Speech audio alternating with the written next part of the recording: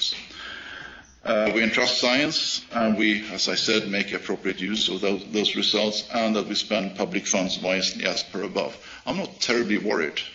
If you remember the 50-year development curve,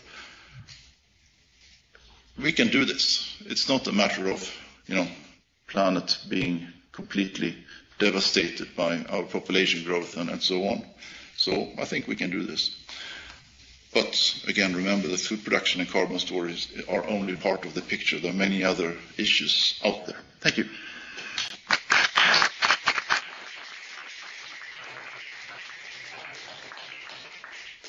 Thank you very much. We are going from Sweden to the overall global, so we are passing a large system boundary. Sorry, now you hear me. I'm sure there are some questions here for Peter. So we start. Stefan, you start.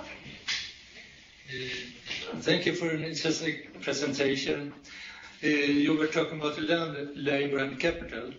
When you are talking about land, is it as a production function in economic theory,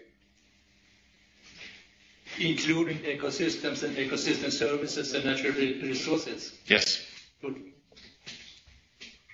I'm to elaborate a little bit on that. I'm always careful to talk about the total of benefits from the land. But I'm not terribly impressed by the way that some are trying to put an exact economic value on all these ecosystem services. I think there's a risk that we try to over-engineer those approaches, but we need to take them into account, for sure. Could I ask this? I think this landscape approach is very, very, very interesting, and you hear it all over. It's coming up, I think, in many terms.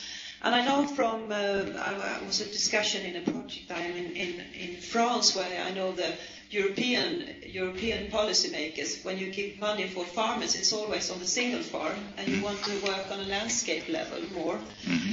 And when you are talking about landscape level, are you mostly thinking about developing countries, or would you see it as in all agriculture and forestry? I would see it generally.